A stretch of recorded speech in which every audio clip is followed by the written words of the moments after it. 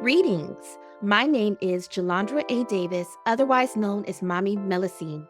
I am a writer, scholar, educator, dancer, mermaid enthusiast, and all-around creative. Welcome to the Merwomanist podcast, where we talk about Black mermaid lore, fantasy, spirituality, and aquatic culture. Dive in and enjoy. Greetings and welcome back to the Merwomanist podcast. If you are not watching the video version of this podcast episode, I suggest you do because I look so cute today. I really look cute. One of the things I've been thinking about lately is I'm working from home full time for the near future. And one of the things I've realized that I do is if I'm not really going much of anywhere or a lot of people aren't going to see me in a given day, I feel like I intentionally try not to be too cute. Like I'll see an outfit and I'll be like, oh, I could put that on, but that's really cute. I'm going to save that for a day where I want to be cute. And why not just be cute for yourself all the time? That's something that I'm trying to practice more in my life. Take my pleasure where I can get it. Just be attractive, even if I'm the only person who's going to see it. And then I'm sure my husband would appreciate that as well. So yeah, I'm just kind of admiring my appearance in my webcam. If I could be conceited for a second, I mean, the skin is glowing, the locks are glowing, the lip gloss is popping, the head wrap and the earrings and the dress are giving. I just look really cute. Okay. Now, what are we talking about today? Today, I'm going to be doing a roundup on Black mermaid books. I'm really leaning into books lately because truthfully, I'm reading a lot more than I'm mermaiding right now. I do go swimming every day, but I don't take my phone. I don't take my camera. It's just kind of more for me. And I don't swim a lot with my tail because I'm usually alone when I'm swimming these days. Just thinking about the kind of content that I can have on a podcast, I'm just going to be talking about the books and the stories that I'm reading for a little while until I start getting out there doing mermaid stuff again. I am doing interviews. I'm also taking a pause right now on podcast interviews because I am actively working on my ethnography in the Black mermaiding community, where I am doing interviews for interviews of Black mermaids. Those are going really well, really exciting. I've interviewed some incredible mermaids. And I think that when I started that project, I thought that I might be able to, with the consent of the mermaids, edit those interviews for public consumption and archiving on the podcast. But just the nature of the conversation is really different. What I'm trying to understand from these interviews is, first of all, intensely personal, a lot of it, and different than what the more casual kind of conversation of a podcast needs to be. So I've decided to keep those separate. And it is just too difficult for me right now to try to schedule and do all of those interviews, which takes a lot of like emotional, intellectual energy to interview multiple people a day and to analyze. And it's just too much for me to do that and also do it for the podcast at the same time. So we are really leaning into Scholar Jalandra for the near future and the artwork and the things that I am engaging in my pursuit of Black mermaid lore. So today I'll just be talking about a few of the books that I've read recently. And one of the things that I talked about maybe a month or so ago when I first started leaning more into my reading on the podcast is that I was going to be taking the gloves off. I've always sort of had the policy of not being super critical, and I'm not going to be super critical, but not being very critical of Black authors in the public space of the podcast. I might be critical in an article that is going to have a very small scholarly audience, but I just didn't feel at ease with being too critical publicly of Black authors. But I find that that policy has left me without a lot to say when it comes to talking about books, because I do read as a reader and as a scholar, but primarily as a reader who wants to enjoy what I'm reading. I do read with a very critical eye. I'm also a creative writer and I know craft. I understand craft. I've published my own novel. I have thoughts and I've just decided that I'm not going to kind of keep them to myself anymore. There is a lot of Black fantasy out there. It's getting much, much easier to find Black fantasy and speculative work than it was when I was growing up. So, yeah, I'm going to hold it to the same expectations as anything that I read.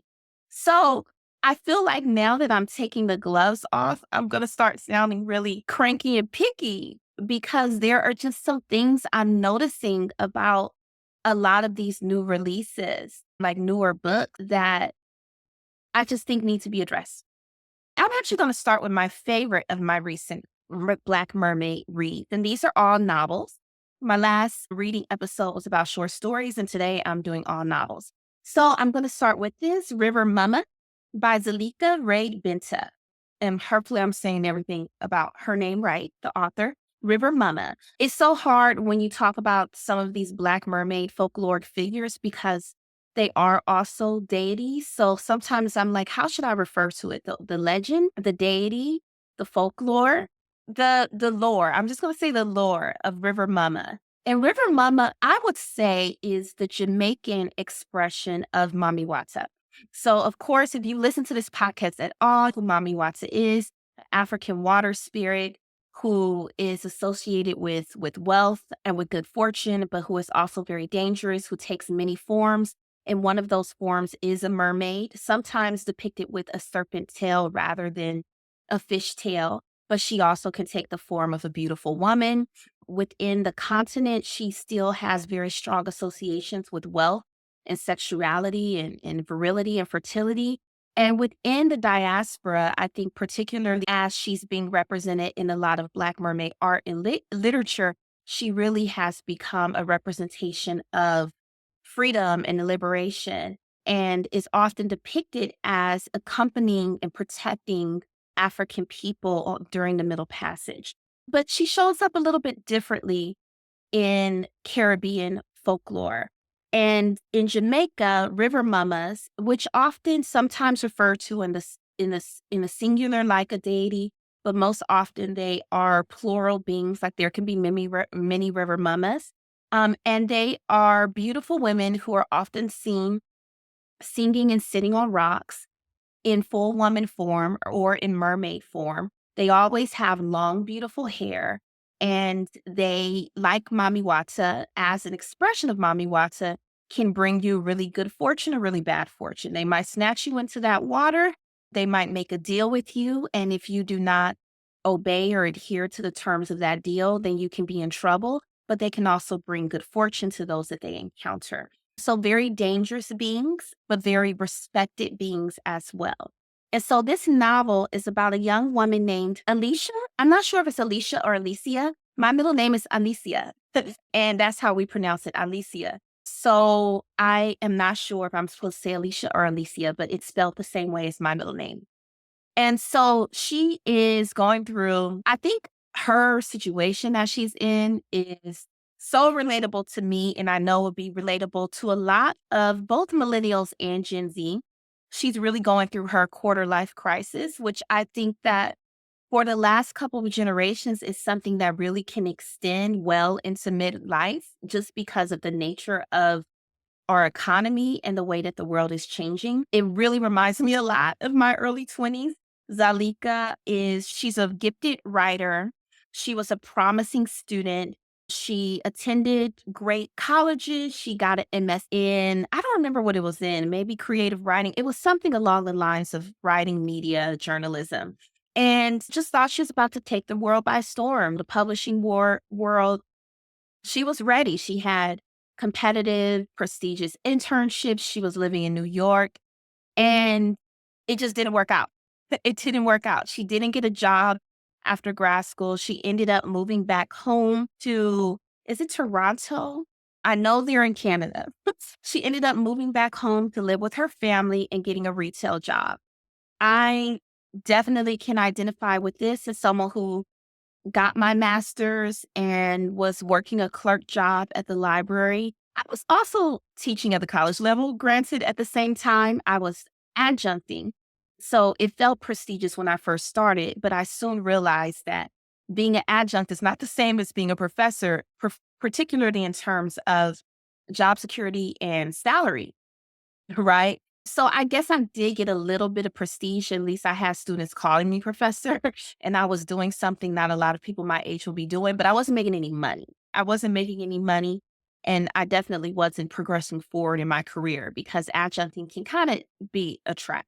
I was living at home. I was also still working my clerk job. So people I went to college with, like high school with, one of the experiences I remember having was I was working my clerk job at the downtown library in LA.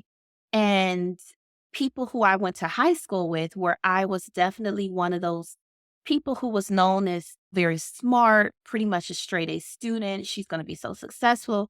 She's going to do all this stuff, and people who I went to high school with who definitely didn't have that kind of academic reputation as I did in high school, but had gone straight into a more predictable kind of career path, right? Where they were working full time by then, probably living on their own, would come into the library and like I would run into them and I would feel some kind of way, right? And at the point when I was going through my quarter life crisis, it was before we had social media, we had Facebook, but it was before social media was as like I think we had Twitter at that point. Maybe we had Instagram, but all the only thing I was on was Facebook and I wasn't super active on social media.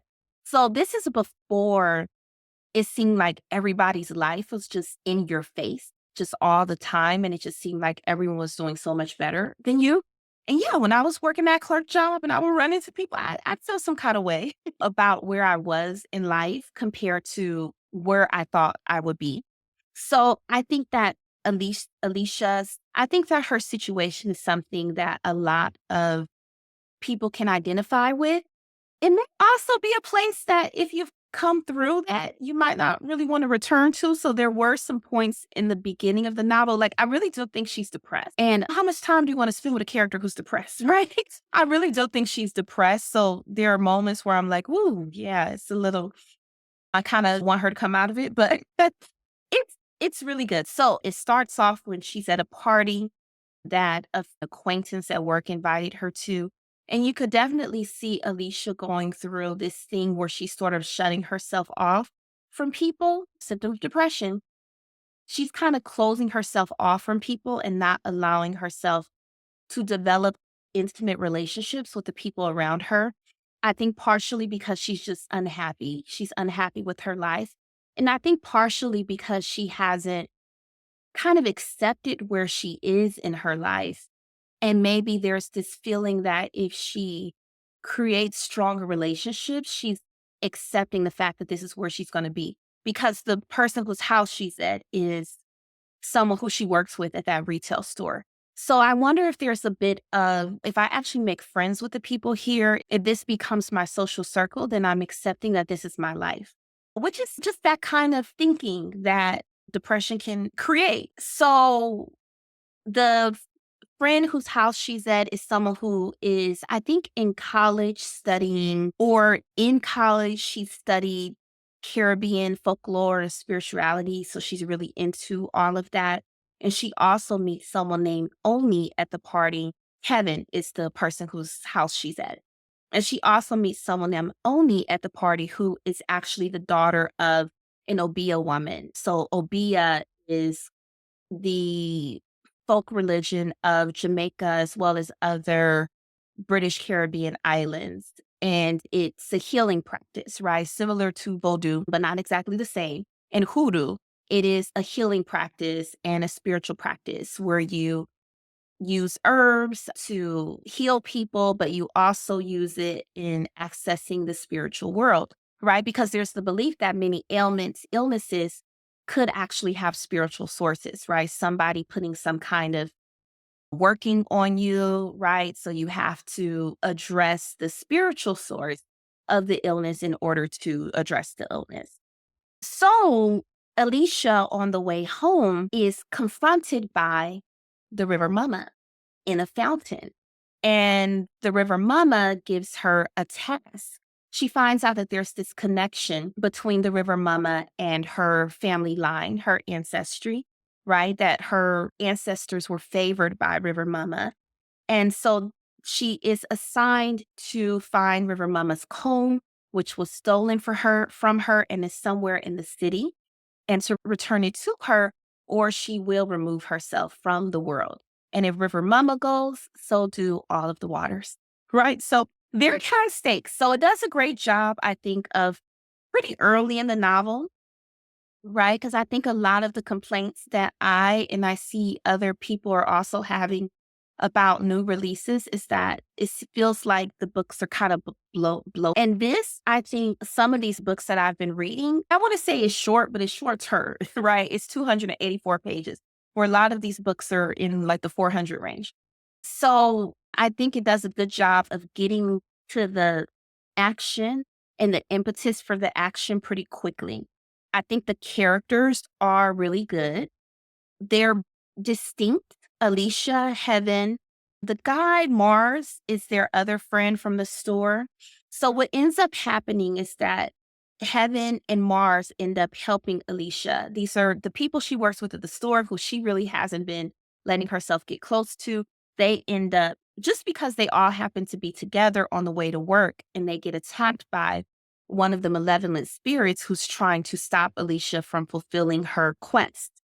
So they just kind of end up being lumped together and on this adventure together, just running around through Toronto, running away from all of these duppies and malevolent spirits out of Jamaican folklore and looking for this comb in order to return to the water spirit, River Mama. So yeah, I think this is pretty good. I do think that I'm probably going to need to start reading this again from the beginning. I read the first half because I ordered it and it was taking a while to come. I do try to buy my books from like independent booksellers and bookstores. And so I was taking a while to get it. So, and I wanted to just get through my to be read list. So I started listening to it on audiobook. And the audiobook, I do not think that the person reading the audiobook is actually from the British Caribbean. I'm not sure. I can't really say so. I didn't look into their background, but I don't know. The accents just didn't seem right. And I could totally be wrong, but this is not the first time I've had this experience with novels set in the Caribbean, with listening to audiobooks set in the Caribbean to the point where I think I'm going to stop because it just doesn't sound. I have a lot of friends from the Caribbean and it just don't be sounding right. So I listened to the first half of this book on the audiobook. And then when it came in the mail, I read the second half. So I do think that I enjoyed the second half a lot better than the first half, and I think that might have something to do with that, and I probably need to read it again from the beginning.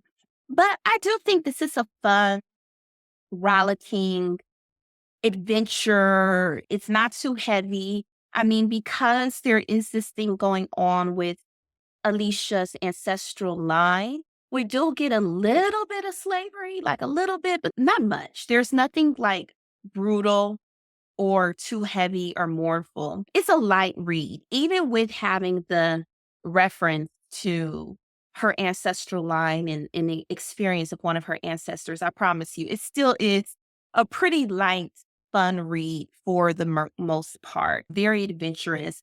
So I think some of the things I've been hearing people say they want more of is just fantasy books with young people, just having adventure, just running around having adventures. And I think this is definitely one that's doing it. Even though I think this is an adult book, I mean, it definitely has adult language and the characters are young adults, but I still also don't feel like we know that teens curse, right? So I still don't feel like there's anything so super mature that teens couldn't read it. I think it could possibly, maybe without the language, it could be marketed as YA as well. So yeah, I thought it was fun. I thought the characters were good. I liked the relationship between the friends. I thought the dialogue was great. I thought the dialogue, they did really, I think the dialogue is really snappy. It feels like how young adults actually talk. Yeah, I felt like that was great.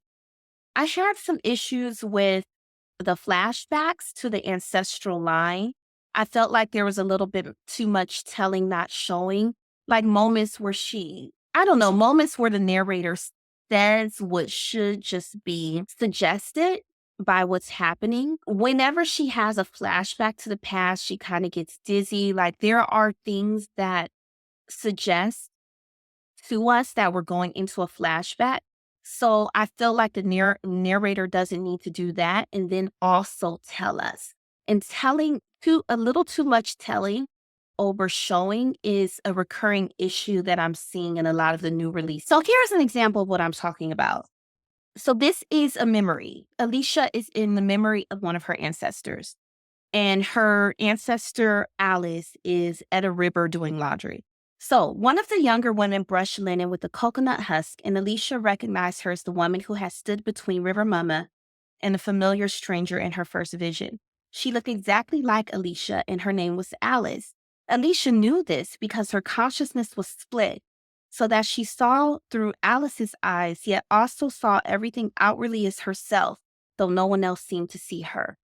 Yeah, I guess it's a picky little thing for me, but to me, when an author explains something like that to me, oh, she knew this because her consciousness was split so that she saw through Alice's eyes, but also through herself. When an author explains something to me, it takes me out of the text for a moment because I'm like, oh, the author's explaining this to me so that I know what's going on, right? So it like takes me out of the fantasy when I have something that's being explained only to tell me what's going on. If something is happening to the character, it needs to just be happening to the character. And as authors, you just have to be creative and clever enough to figure out a way to give that information without directly telling it. And there's quite a few moments like that, and most of them do involve when the character is in kind of an altered state, when she is in a dream state or she's sort of disassociating, right? Because she spends a lot of the novel under the effect of duppy sickness, which is a illness you can get from coming into contact with one of these malevolent spirits or some kind of herbs to contact the spirit world, right? So parts of the novel do feel a little bit like a drug trip, right? Like there's this kind of psychedelic element to it as well. So yeah, those are just things that I'm picky about. I think you have to find a way to convey that that's not so explicitly telling the reader.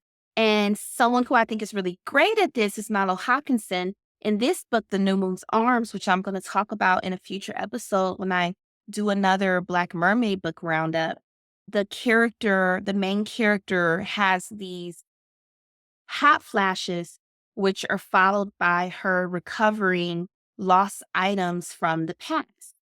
And you always can tell when it's happening because the way she describes what's physically happening in the character's body. She doesn't say, oh, I was having a hot flash and suddenly you can just feel it happening and you start to recognize it as it happens again and again in the novel, right? So yeah, that's my little picky thing. There were times where I felt like the action got a little bit wacky. I think that with urban fantasy, it could get kind of tricky in terms of having the fantastical things happen, but being in a real world where if all of these fantastical wacky things are happening, there are things that would be happening in response to it. People would be running and screaming. The police and fire trucks would be coming, right? So I think it's tricky when you're writing urban fantasy and you have something like a rolling calf, which is kind of a monster from Caribbean folklore, like running down the street, to have it feel like it's happening in the real world because the real world is also engaging in it. So I think that that's why with urban fantasy or fantasy where these fantastical things are happening in public, sometimes I get taken out of it a little bit because I'm like, where's all the people? Where's the 911? Where's the sirens? Right? It seems like often in books like this, reality gets suspended for a moment so that these things can happen. And I think the goal that you always have to have in fantasy is keeping your reader in the world. And yes, of course, if you're reading fantasy, you do have to just suspend your disbelief. And I don't know, maybe that's something I'm not as good at as I used to be as a younger person. So, yes, you have to suspend your disbelief, but you don't want to have so many things blatantly happening that presses too much on your reader's disbelief, right? To where you start to lose them. So, there are times where I felt like some of the action scenes sort of teetered on the edge of that. But for the most part, I think it's pretty good. I think I would have liked to see sort of a little bit more of transformation in the protagonist. Not utter transformation, but with a novel, especially when you're in the point of view, and this is pretty much, even though it's a third person narration. It says Alicia. It doesn't say I did this, I did that. It says Alicia. But it's a third person, what I call a third person camera, meaning the camera's on her shoulder. It's a third person limited. So we are in her point of view for the entire novel. And when I'm in the point of view of a character, I really want to feel a significant sort of internal shift in that character by the end of the novel. And I do think that that happens. I just felt like we could have had a little bit more, particularly considering what her state was at the beginning. But for the most part, I would say this is a great book, and I think people will enjoy it. If you're reading it for the mermaid, it's not a hell of a lot of mermaids, right? It is in the point of view of Alicia, who is fulfilling this quest for River Mama. So we run into River Mama a few times throughout the novel, but it's not a mermaid book in the sense that we are like in the water with the mermaid all the time. And a lot of these mermaid books aren't, right? A lot of them are from the point of view of the human characters that are interacting with the mermaid. Okay, I spent a long time talking about that one. So let me go ahead and move it along. The last Black Mermaid book I finished before that one is Soul of the Deep by Natasha Bowen. Beautiful cover. Isn't it gorgeous? And so Soul of the Deep is the sequel to Skin of the Sea by Natasha Bowen. And I have a review about Skin of the Sea that I wrote for the Los Angeles Review of Books. I wrote a very positive review, even though I also did have some critiques of the book, but I was very much still in my don't speak negatively about Black authors policy back then. Also, with me working on all these Black mermaid books and all this Black mermaid lore, I'm also conscious of the fact that I'm hoping to share space with some of these authors. I'm hoping to meet people. I'm hoping to interview people. So I don't want to like just totally slam your art, right? For the most part, I did enjoy this book, and this is one that I would return to, that I would read again. I am thinking about doing something with this in my book project.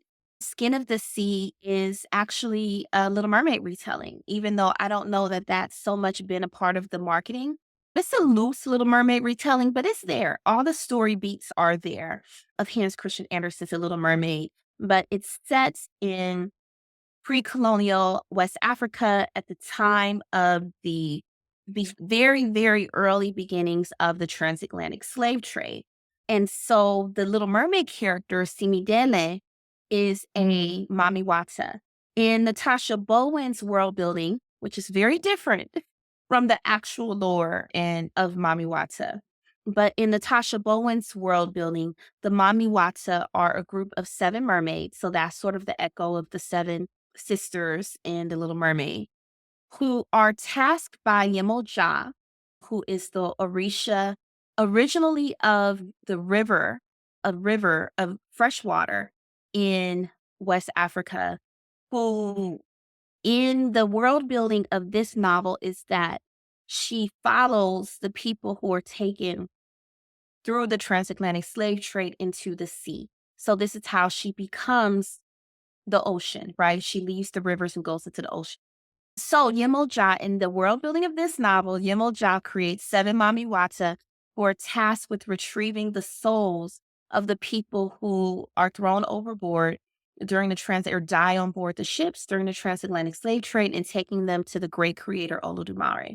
So I thought it was a very clever retelling, placing it in a different cultural context. We come in contact with African fairies. We have the mermaids.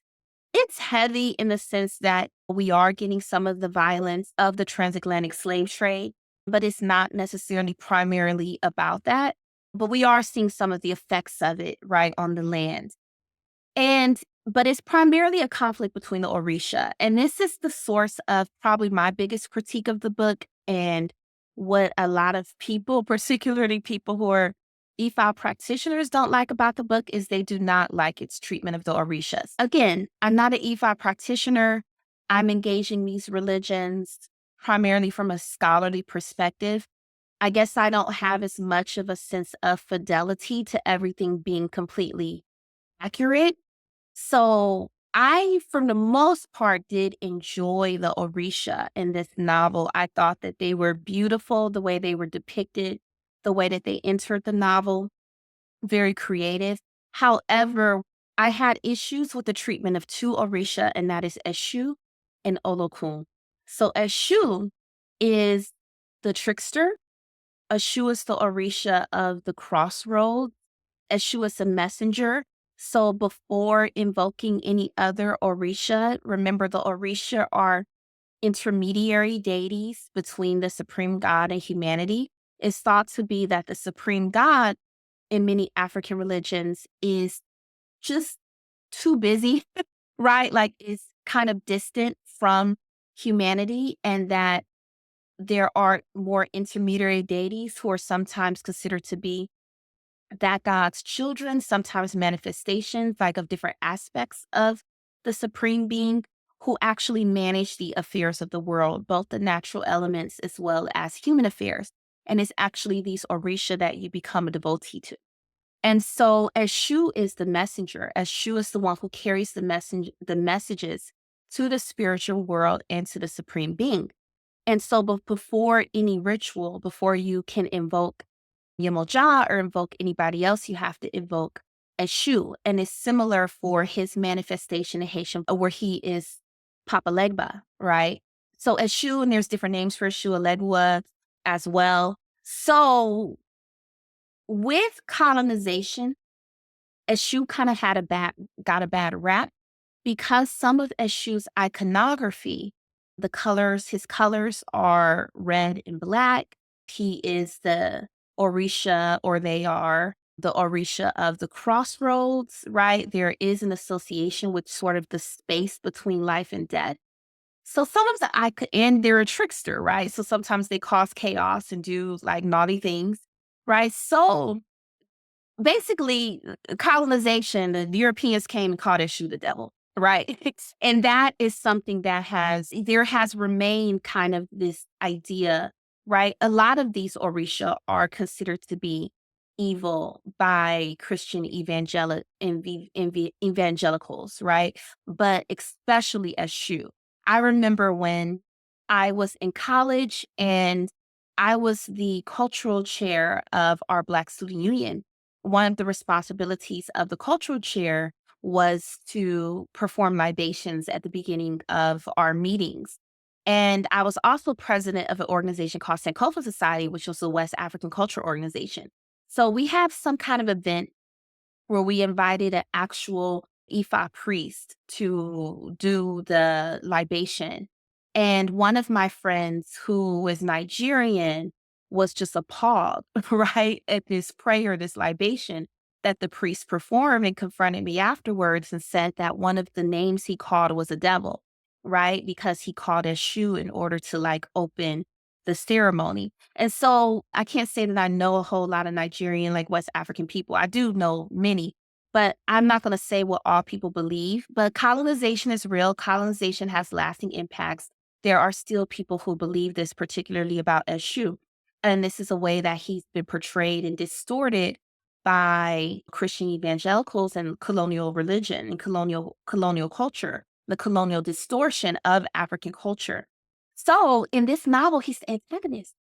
And Shu is the antagonist. And I think there's a couple of moments where Bowen tries to complicate it. He's the antagonist because of this particular conflict that he had with Yemoja. And Simidele is the creation of Yemoja. And he's done this one terrible thing. He's like kidnapped these children who are tied to the health of the land. So is this ecological element to the novel where her and her love interest, whose name I do not remember, are trying to rescue these children. And so there are moments where I feel like she said, well, Eshu is the messenger, and why would he do this when he's so important? Where she does try to sort of complicate this kind of portrayal of Eshu as the antagonist of the novel, but I don't know that it's enough. I don't know that it's good enough. And this was the one critique that I did have even in my review, even though I was real soft about it.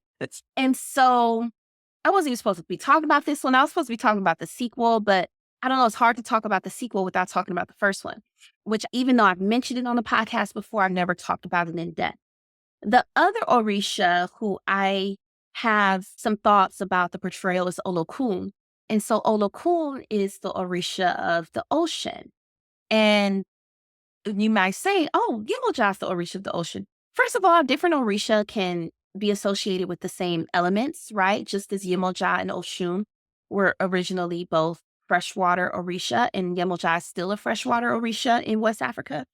So Orisha can be associated with the same things. They can overlap, they can intersect, right? But also, Yemoja becomes the Orisha of the ocean pretty much for the diaspora, for those who practice Ifa and Ifa derived religions and Yoruba derived religions in the diaspora. And some people in the diaspora have actually taken this understanding of Yemoja back to parts of West Africa as well, like Benin, right? So she also does show up associated with the ocean in West Africa as well. But originally it was Olokun, Olokun. And there are parts of West Africa where Olokun is referred to as Queen of the Sea. And there are parts in different cultures and languages. And some of this has to do with translation and how Olokun translates in different languages, such as Ewe, where I believe it is Lord of the Sea. And I think it is Edo, where Olokun is Queen of the Sea. So sometimes Olokun is female, sometimes or perceived or depicted as female. My friend and colleague Eliane Hill, who does research on Mami Wata Yemoja, she does research on African spiritualities within arts. And one of the things that she told me is that the Orisha actually do not have gender, right? Like that gender is that's our projection onto these spiritual forces that really surpass and exceed that. But Olokun is sometimes depicted as feminine. I would say not female, but feminine, sometimes depicted as masculine and sometimes as neither or sort of androgynous. So within this novel, Olokun is very specifically masculine, like depicted very specifically as male. And while I do like to see more that gives us a masculine mermaid image, right? Because we don't see as many mermen in African diasporic lore. So that does give us a merman, which is maybe why she made that choice. But it also stabilizes the gender of Olokun in a way that I don't necessarily like, right? Because I think it's really interesting to have this figure who doesn't have this sort of stability of gender. For the most part, I still think it's pretty good. I do have some issues with it, which are similar to issues that I have with a lot of newer releases. I do think that there needed to be more depth in the character building. I wasn't too fond of the romance. I don't know. I just feel like a lot of the romances in a lot of these YA books, and I would definitely say this is YA, they're just so similar. Just the banter and the tension between the characters, and then all of a sudden they're in love. And the guy is often like, he's not very nice to her. He's not very grateful to her, I feel like, for saving his life. But then all of a sudden he's like in love with her. I didn't really like the romance. I think it might have been interested to just play with the idea of keeping it as a friendship, as a platonic friendship, like a really close, intense platonic friendship. And then there's point of view problems. And that's going to come up in a few books that I talk about where there are characters describing themselves in ways you shouldn't be describing yourself if we're in a first person narration or even in a third person limited narration. So first person narration is like my novel, Butterfly Jar. I went to the store. I did this. I did that. That's first person narration. Third person limited is they're using she. They're referring to the character by name as a narrator talking, but that narrator is on the character's shoulders. So that narrator is right there with them. So we're only getting the information that person knows. So if you're in a first person or third limited perspective, you shouldn't be describing yourself unless you're looking in a mirror. I actually did that in my novel, and it's a really cheap way to do character description, and I will never do it again if I could write the book again. But like in the first chapter, the character is looking in the mirror and describes herself, right? Like that's the only way you should be describing yourself if I'm in a first person or third person perspective. So like they're on the first page of this novel, she says, I turn in the water, a shiver of skin in coils, of hair and scales that flash like buried treasure. It's beautiful. It's a beautiful description. The writing is good. Like the writing is very solid. The descriptions, the beauty of the writing.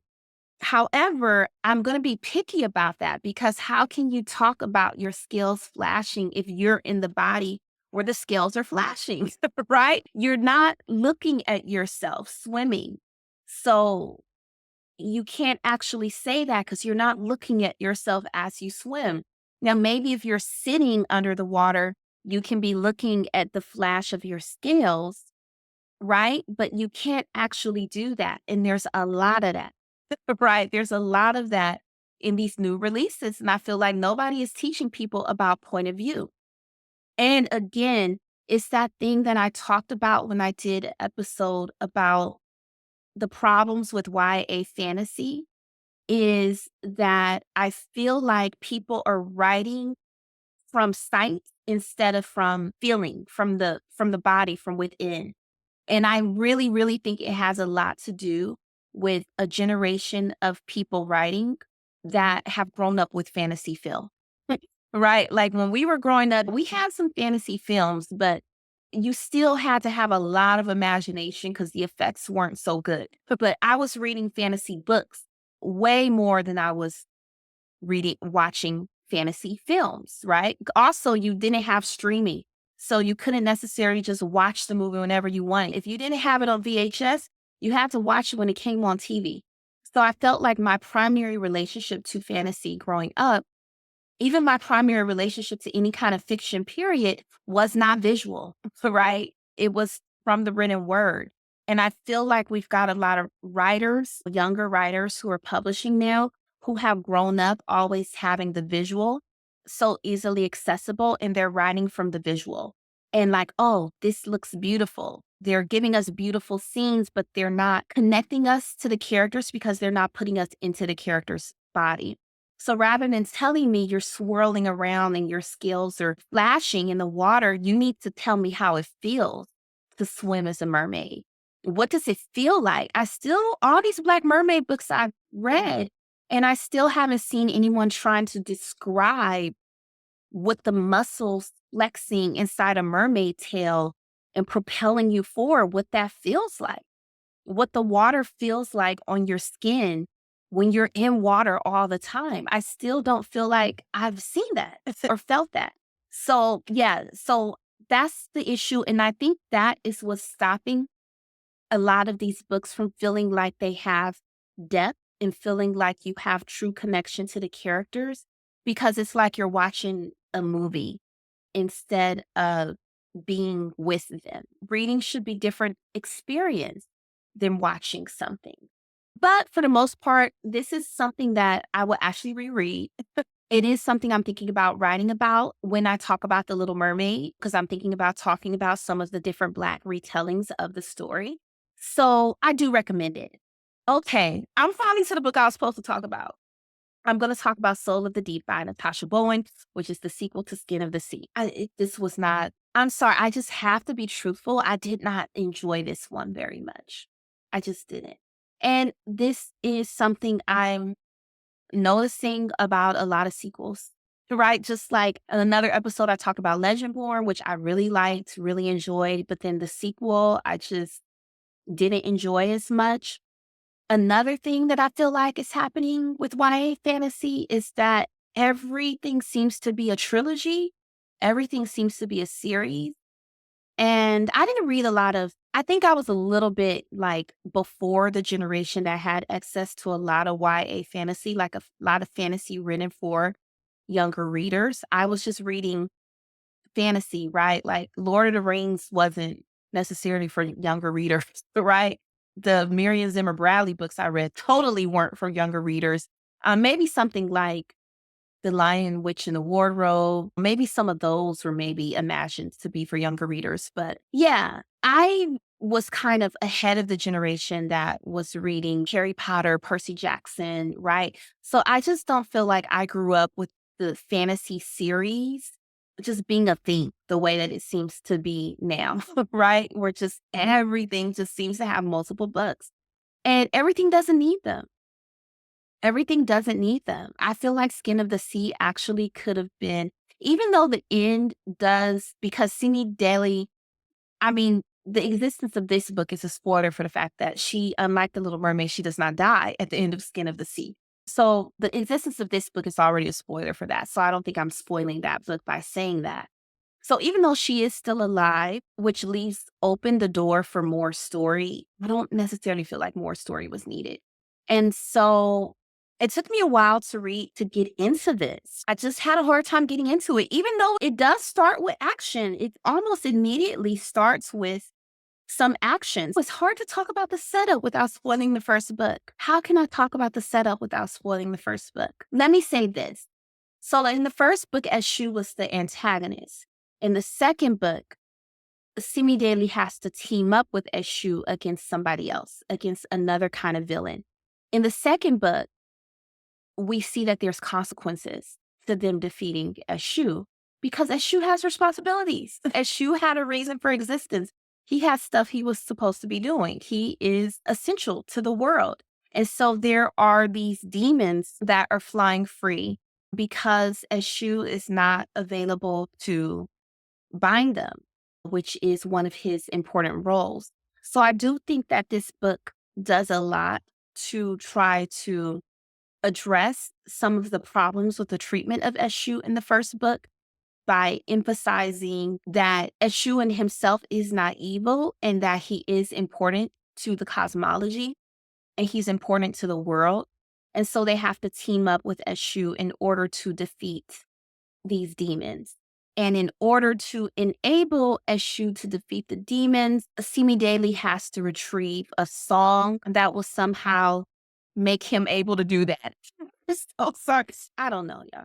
This one was it was just hard for me to get through. I literally read it because I do feel a responsibility in writing about Black Mermaid lore to read all of the Black Mermaid books that are out. I feel like I should be able, it's not a huge category. So if I'm calling myself an expert in this, I feel like I should be familiar with all of the books. I am not counting all of the children's books because there's a whole lot of children's books, Little Mermaid retellings. I read as many of those as I can, but at least the novels, the full-length novels. Yeah, I don't know. It was another quest plot, right? They have to retrieve this song. They have to defeat. We get like sort of an African version of a dragon, this kind of sea monster that they have to defeat. We get some of our characters. One of the things that I thought about the first book was I felt like some of the side characters actually were more vivid and like interesting to be with than some of the central characters. And we get some of those characters coming back, and that's good. We get another one of the mermaids. Simi Daly has a friend, another Mami Watsa, who comes along with her on this journey. We get some more of the love story of the romance, which is just like not my favorite romance, but we get some more of that.